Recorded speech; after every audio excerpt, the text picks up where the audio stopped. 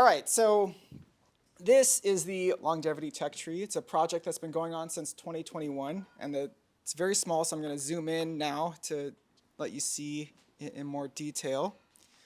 We'll just go over the legend first. So the technologies are just disparate domains of technologies. They're in black. Challenges are the things that are stopping progress on those technologies. That's in orange. Longevity goals are in green. That's the general, all these things kind of flow into these general categories of how to make progress on longevity, which then ultimately combines to radical life extension. That's in green.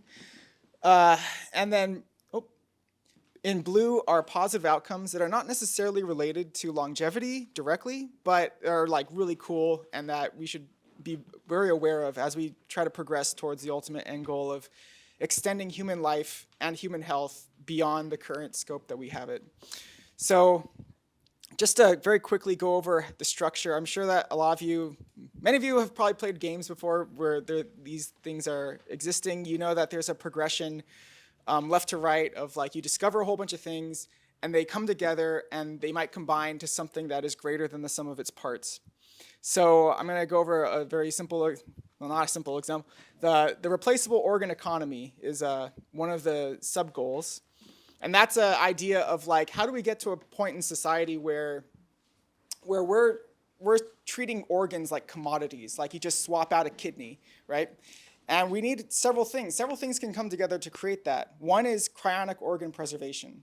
So we need to store organs beyond just the few days that we can do that. We need to be able to store it long term on a shelf.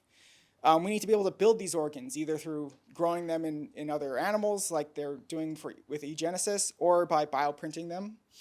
And that those things can come together so you can, and then we can use cellular reprogramming in this system to create the cells necessary to then print out these organs.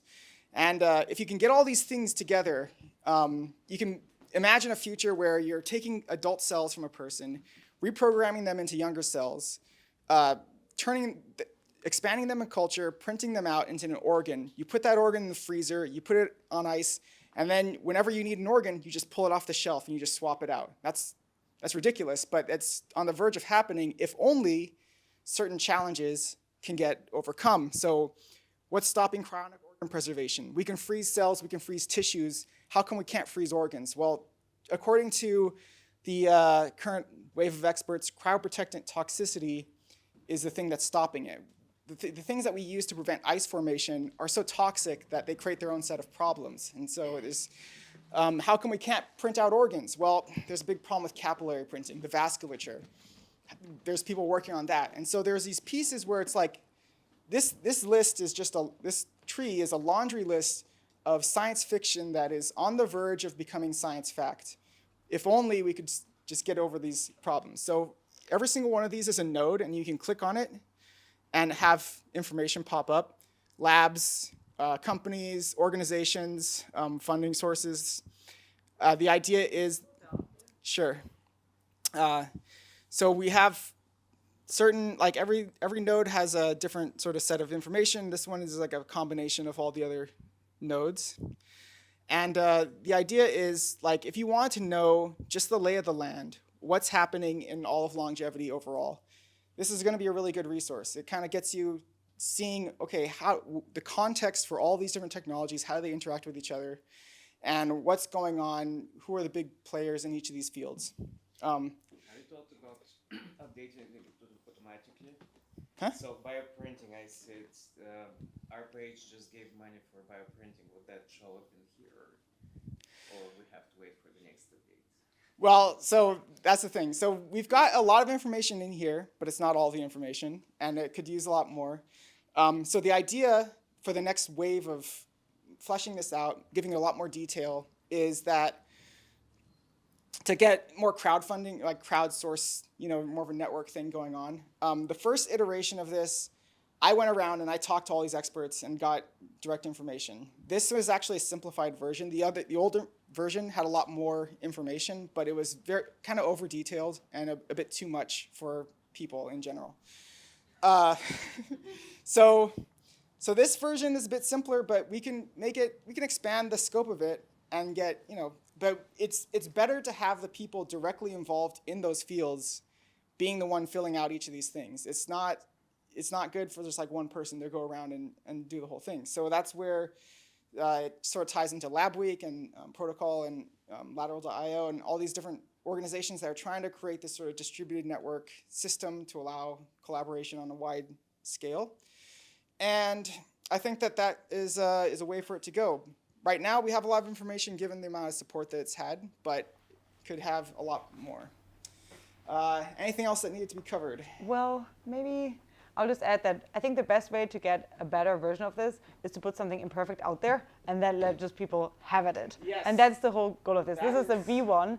It is also, it has like if you actually want to look at it, it has this like little AI chatbot in here. So who here knows Diamond Age from Neil Stephenson? Okay, so you know the Young Ladies Illustrated Primer.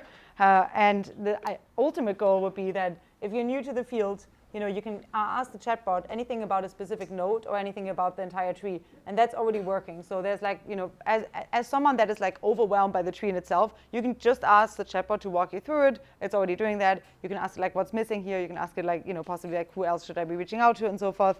And that would be in the chat box. But also the editing of the tree will eventually be more public, so people can actually, like have commits to it and so forth. And this is the very first imperfect version of it. But I think the best way to get something better is to put something imperfect out there and have people have a go at you. And I guess I'll close by saying how this has affected myself. So I went through, I wanted to do this in the beginning because I wanted to know everything that was available in longevity. I wanted to know what everyone was doing, and I now know that. So I've seen the whole picture, and I looked through, and all these different categories, the diagnostics were just terrible across the board. And that comes down to understanding of biomarkers, and that comes down to biomarker databases and understanding what normal health looks like. And so recently, I co-founded a company that is going to do, well, it's already doing biomarker work, and we've gotten some pretty cool stuff going on. But it's essentially, it emerged from the fact that I saw, okay, here's what's at the root cause of like holding back a whole bunch of things in this space. And if you look at this tree, you will find something on here that's going to blow your mind away, or that you'll just fall in love with, because this is like every sci-fi concept that you could possibly imagine. And there's something on here that you're going to be really interested in. So hopefully people can contribute, and we'll see where it goes. But I think we'll open up for questions. Good. Thanks. Yep. Yeah, we have 1 minute for questions. Questions, comments. Hello, Aaron. So I'm concerned about two things. Cost. I don't see this as accessible. If I had a perfect liver to give you right now, I bet you'd cost $100,000 to place it. That's one thing.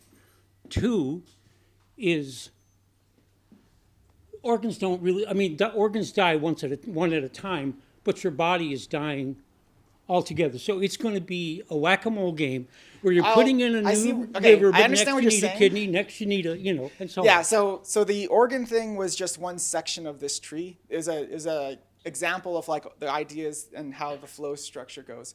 But I don't mind addressing that part of it. So for the people that are making organs, it's going to be costly at the start, and I think that everyone kind of understands that. But then they understand that if it really does work, and this is the key, is like if it works the way that people think it's going to work, then the scaling of it is actually not that big of a deal. They're pretty sure that they can scale it, but they need to have something that really actually works first. And that's where, the vasculature problem is a pretty big one. You can read about it in other places. I'm not going to go over it here, but it's a very specific thing. It's not about resolution. It's about structure. And so that's where the problems with 3D printing come into play. But anyway, yeah, so any other questions? Comments. Or comments? How do we contribute to it again if we... So the current iteration, there's a login. They have a MetaMask login. So we'll put the site up, but you don't need to have anything. You can just create an empty wallet. You can find the first view-only one here, and then we're going to roll it out. This is kind of like a very, very early stage of this tree still. We're just showing it because we have a V1 Yeah. now, but we will be rolling it out once we're good with it. So we'll put out the website, and then people can look at it, write stuff into it. There's going to be a bit for kind of a basic, like this, the system of how a crowd can contribute to a single digital project has already kind of been solved many different times. Git and other places have solved this problem. So I'm not concerned about that. It's just about us, rolling it out to the public and allowing Thanks, people Aaron. to have it. All right.